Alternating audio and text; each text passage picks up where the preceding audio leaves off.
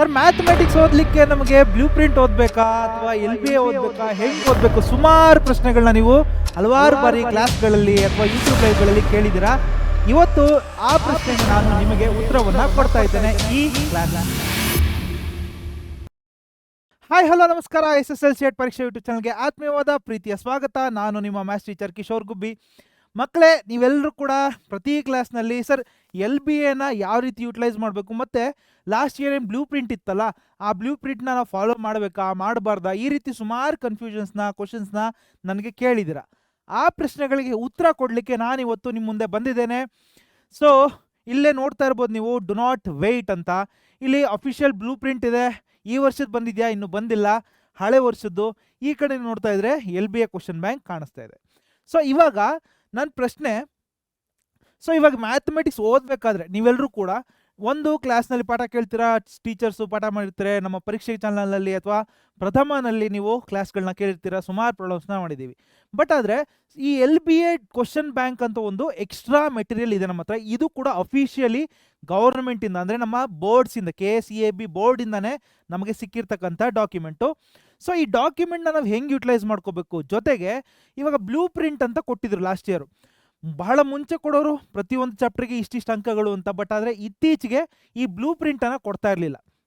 Last year specially ನಮ್ಮ ಬೋರ್ಡಿಂದ blue print, ಅಂದರೆ ಪ್ರತಿ ಚಾಪ್ಟ್ರಿಂದ ನಮಗೆ ಯಾವ್ಯಾವ ಕ್ವಶನ್ಸ್ ಅನ್ನೋದು ಎಷ್ಟು ಮಾರ್ಕ್ಸ್ನ ಕ್ವಶನ್ಸು ಬರುತ್ತೆ, 3 ಮಾರ್ಕ್ಸ್ ಒಂದು ಕ್ವಶನ್ನು, 2 ಮಾರ್ಕ್ಸ್ ಒಂದು ಕ್ವಶನ್ನು, 1 ಮಾರ್ಕ್ಸ್, ಈ ರೀತಿ ಸ್ಪೆಸಿಫಿಕಲಿ ಮೆನ್ಷನ್ ಮಾಡಿ ಕೊಟ್ಟಂಥ ಬ್ಲೂ ಪ್ರಿಂಟ್ ಇತ್ತು.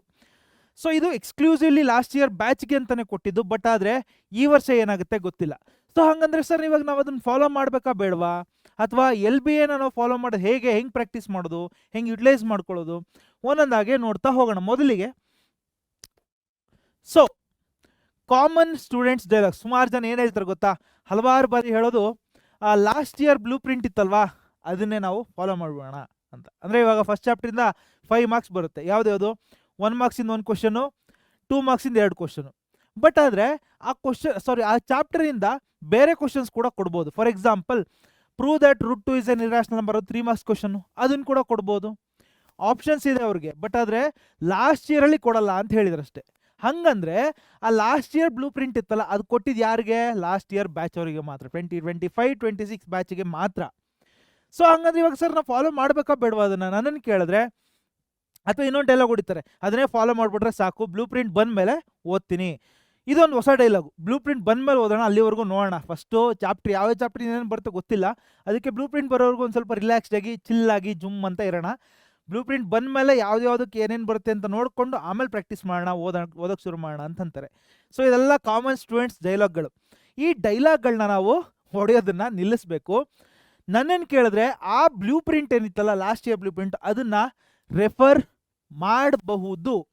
ಅಯ್ಯೋ ಸರ್ ಏನು ಸರ್ ಇಷ್ಟು ತನಕ ಮಾಡಬೇಡಿ ಅಂತ ಹೇಳಿದ್ರಿ, ಈಗ ಸಡನ್ನಾಗಿ ರೆಫರ್ ಮಾಡಿ ಅಂತ ಹೇಳ್ತಿದ್ದೀರಾ. ರೆಫರ್ ಮಾಡಿ, ಬಟ್ ಆದರೆ ಅದನ್ನೇ ಬ್ಲೈಂಡ್ಲಿ ಫಾಲೋ ಮಾಡಬೇಡಿ. ಯಾವ ರೀತಿ ಸರ್ ರೆಫರ್ ಮಾಡಬೇಕು ಬಟ್ ಬ್ಲೈಂಡ್ಲಿ ಫಾಲೋ ಮಾಡಬಾರ್ದು ಅಂತ ಹೇಳ್ತೀರಿ? ಹೆಂಗೆ ಸರ್ ಇದು ಸಾಧ್ಯ? ಇದು ನೋಡೋಣ. ಸೊ ಇದು ರಿಸ್ಕಿ ಅಂತಲೇ ಹೇಳ್ತೀನಿ ನಾನು. ಈ 3 ಡೈಲಾಗ್ಗಳು ಏನು ಹೇಳ್ತಾ ಇದ್ದೀವಿ ನಾವು, ಇದು ರಿಸ್ಕಿ ಅಂತಲೇ ಹೇಳ್ಬೋದು. ಲಾಸ್ಟ್ ಇಯರ್ ಬ್ಲೂ ಪ್ರಿಂಟ್ ಅನ್ನೋದು ಒಂಥರ ಟ್ರ್ಯಾಪ್ ಇದ್ದಂಗೆ, ಒಂಥರ ಬಲೆ ಇದ್ದಂಗೆ, ನಾವು ಅದರೊಳಗೆ ಹೋಗಿ ಬಿದ್ದುಬಿಡ್ತೀವಿ. ಸೊ ನೋಡೋದಾದ್ರೆ last year blue print is rough idea. ಇದರಿಂದ ನಾವು ಏನು ತೊಗೋಬೋದು? ರಫ್ ಐಡಿಯಾ ತೊಗೋಬೋದು. ಫಾರ್ ಎಕ್ಸಾಂಪಲ್, ಪಾಲಿನಾಮಿಯಲ್ಸ್ ಚಾಪ್ಟರಿಂದ 5 ಮಾರ್ಕ್ಸ್ ಕ್ವಶನ್ಸ್ ಬರುತ್ತೆ ಅಂತ ಲಾಸ್ಟ್ ಇಯರ್ ಬ್ಲೂ ಪ್ರಿಂಟಲ್ಲಿ ಇದೆ ಅಂತ ಇಟ್ಕೊಳ್ಳೋಣ. ಸರ್ ಹಂಗಂದ್ರೆ ಇವಾಗ ಈ ವರ್ಷ ಕೂಡ 5 ಮಾರ್ಕ್ಸೇ ಬರುತ್ತಾ? ಬರಲ್ಲ. ಮ್ಯಾಕ್ಸಿಮಮ್ 6 ಆಗ್ಬೋದು, ಅಥವಾ 1 ಮಾರ್ಕ್ಸ್ ಕಡಿಮೆ ಆಗುತ್ತೆ, 4 ಆಗ್ಬೋದು.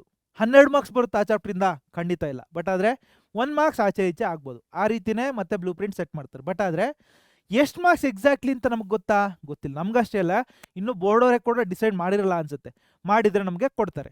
ಸೊ ಅಲ್ಲಿವರೆಗೂ ಕೂಡ ನಮಗೆ ಒಂದು ರಫ್ ಐಡಿಯಾ ತೊಗೊಳ್ಳೋದಕ್ಕೆ, ಈ ಚಾಪ್ಟ್ರಿಂದ ಎಷ್ಟು ಇಂಪಾರ್ಟೆಂಟು, ಯಾವ್ಯಾವ ಟಾಪಿಕ್ಸ್ ಇಂಪಾರ್ಟೆಂಟು ಅನ್ನೋ ರಫ್ ಐಡಿಯಾವನ್ನು ತೆಗೆದುಕೊಳ್ಳೋದಕ್ಕೆ ನಮಗೆ ಲಾಸ್ಟ್ ಇಯರ್ ಬ್ಲೂ ಪ್ರಿಂಟನ್ನು ಬಳಸ್ಬೋದು. ಬಟ್ ಆದರೆ ಅದನ್ನೇ ಬ್ಲೈಂಡ್ಲಿ ಫಾಲೋ ಮಾಡ್ತೀವಾದರೆ ಖಂಡಿತ ಇಲ್ಲ.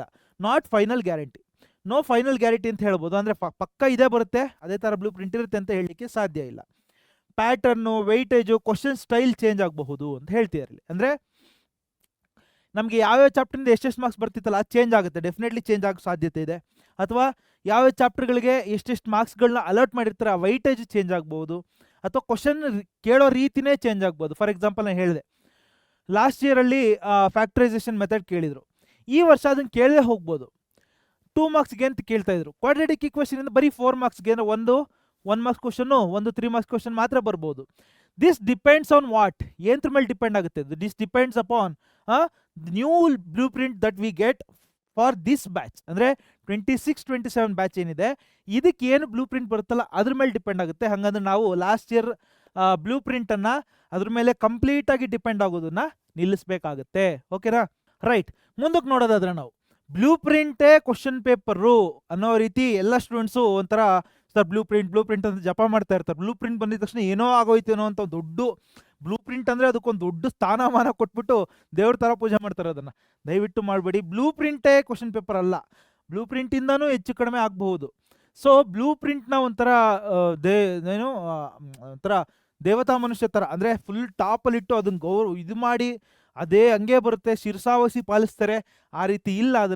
ಅದನ್ನು ಹೆಂಗೆ ನೋಡಬೇಕು ಹಂಗೆ ನೋಡಿ, ಒಂದು ರಫ್ ಐಡಿಯಾ ಕೊಡಲಿಕ್ಕೆ ಬ್ಲೂ ಪ್ರಿಂಟ್ ಬಿಡುವಂಥದ್ದು ಬೋರ್ಡ್ಸಿಂದ. ರೈಟ್.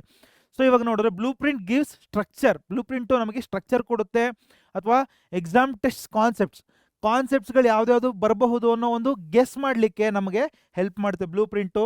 ಅಥವಾ ಗೆಸ್ಸಿಂಗ್ ಬೇಡ, ಪ್ರಾಕ್ಟೀಸ್ ಮಾಡಿ. ನೀವೇನು ಮಾಡಬೇಕು ಹಂಗಂದರೆ ಬ್ಲೂ ಪ್ರಿಂಟ್ ಬರೋವರೆಗೂ ವೆಯ್ಟ್ ಮಾಡಿ. ಸದ್ಯಕ್ಕೆ ಹಳೆ ಬ್ಲೂ ಪ್ರಿಂಟ್ನ ಒಂದು ನೋಡಿ, ಜಸ್ಟ್ ರಫ್ ಐಡಿಯಾ ತೊಗೊಂಡು ಅದರಿಂದ ಗೆಸ್ ಮಾಡ್ತಾ ಕೂತ್ಕೊಳ್ಬಿಡಿ. ಹಂಗಂದ್ರೆ ಇದೇ ಬರುತ್ತೆ.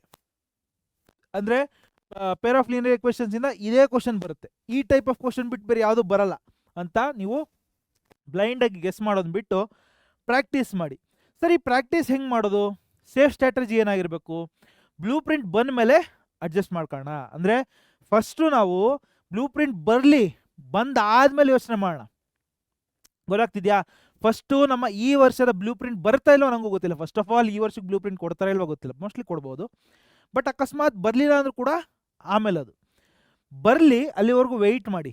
ಲಾಸ್ಟ್ ಬ್ಲೂ ಪ್ರಿಂಟ್ ಮೇಲೆ ಇಟ್ಕೊಂಡು ಸರ್ ಇದೇ ಬರುತ್ತೆ ಹಿಂಗೆ ಬರುತ್ತೆ ಇಷ್ಟು ಮಾತ್ರ ಓದ್ತೀನಿ ನಾನು ಅಂದರೆ ಮಾರ್ಕ್ಸ್ಗಳನ್ನ ಕಳ್ಕೊತೀರ ನೀವು. ಬ್ಲೂ ಪ್ರಿಂಟ್ ಬರೋವರೆಗೂ LBAನೇ ಪ್ರಾಕ್ಟೀಸ್ ಮಾಡೋಣ. ಸರಿ, ಇವಾಗ LBA ಅಂತ ಇದೆ ಡಾಕ್ಯುಮೆಂಟು. ಅದನ್ನು ಹೆಂಗೆ ಪ್ರಾಕ್ಟೀಸ್ ಮಾಡೋದು, ಹೆಂಗೆ ಯುಟಿಲೈಸ್ ಮಾಡ್ಕೊಬಿಡೋದು? LBAನ ಡೈಲಿ ಪ್ರಾಕ್ಟೀಸ್ ವೆಪನ್ ಆಗಿ ನಾವು ಬಳಸಬೇಕಾಗುತ್ತೆ.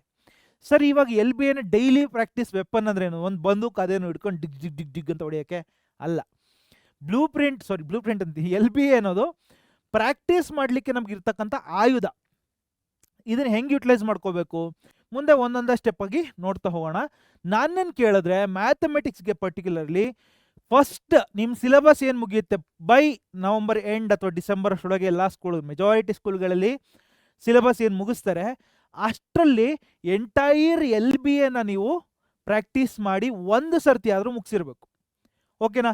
ಎಂಟೈರ್ LBAನ ಒಂದು ಸರ್ತಿ ಆದರೂ ಪ್ರಾಕ್ಟೀಸ್, ಒಂದು ಪ್ರಶ್ನೆಯನ್ನು ಬಿಡದೆ ಎಲ್ಲ ಕ್ವಶನ್ಸ್ನು ಕೂಡ ಪ್ರಾಕ್ಟೀಸ್ ಮಾಡಿ ಮುಗಿಸಿದ್ರೆ ಆಮೇಲೆ ನೆಕ್ಸ್ಟ್ ಲಾಸ್ಟ್ ಬ್ಯಾಚ್ ಅವ್ರು ಇದು ಮಿಸ್ಟೇಕ್ ಮಾಡಿದ್ರು, ಲಾಸ್ಟಲ್ಲಿ LBA ಇಟ್ಕೊಂಡ್ರು, ಅಲ್ಲಿವರೆಗೂ LBA ಮುಟ್ಲಿಲ್ಲ. ಆ ಮಿಸ್ಟೇಕ್ ಮಾಡಬೇಡಿ ನೀವು.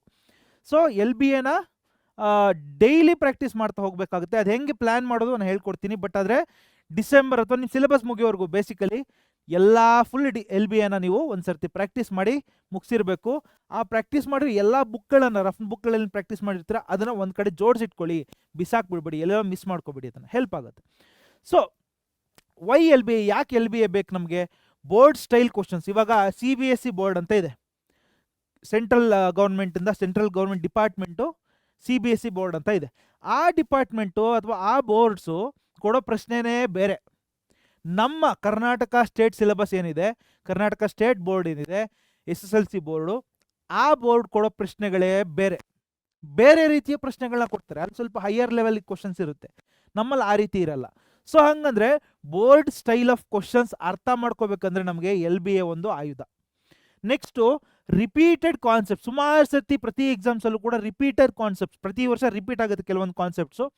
ಆ ಕಾನ್ಸೆಪ್ಟ್ಸ್ ಯಾವುದು ಅಂತ ಅರ್ಥ ಆಗಬೇಕಂದ್ರೆ we should know the LBA ನಮಗೆ ಪ್ರಾಕ್ಟೀಸ್ ಮಾಡಿದ್ರೆ ಈಸಿಯಾಗಿ ಅರ್ಥ ಆಗುತ್ತೆ. ಅಥವಾ ಸ್ಟೆಪ್ಸ್ ಮಾರ್ಕ್ಸ್, ಯಾವ್ಯಾವ ಸ್ಟೆಪ್ಸಿಗೆ ಎಷ್ಟೆಷ್ಟು ಮಾರ್ಕ್ಸ್ ಅಂತ ನೋಡಿದ್ರೆ LBA ಆನ್ಸರ್ ಕೀ ಇರುತ್ತಲ್ಲ, ಅಲ್ಲಿ ಏನು ಕೊಟ್ಟಿರ್ತಾರೆ ಸ್ಟೆಪ್ಸು, ಆ ಸ್ಟೆಪ್ಸ್ಗಳು ಮಾತ್ರ ಇಂಪಾರ್ಟೆಂಟ್ ಆಗಿರುತ್ತೆ.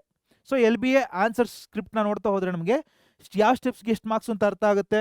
ಸ್ಪೀಡ್ನ ಇಂಪ್ರೂವ್ ಮಾಡ್ಕೊಳ್ಳೋದಕ್ಕೆ ನಮಗೆ, ಅಂದರೆ ಇವಾಗ ಫಾರ್ ಎಕ್ಸಾಂಪಲ್ 3 ಮಾರ್ಕ್ಸ್ ಕ್ವಶನ್ ಇದೆ, 3 ಮಾರ್ಕ್ಸ್ ಕ್ವಶನನ್ನು ನಾವು 3 ಮಿನಿಟ್ಸಲ್ಲಿ ಮುಗಿಸ್ಬೇಕು. 3 ಮಿನಿಟ್ಸಲ್ಲಿ ಮುಗಿಸ್ಬೇಕಂದ್ರೆ ಪ್ರಾಕ್ಟೀಸ್ ಆಗಬೇಕು.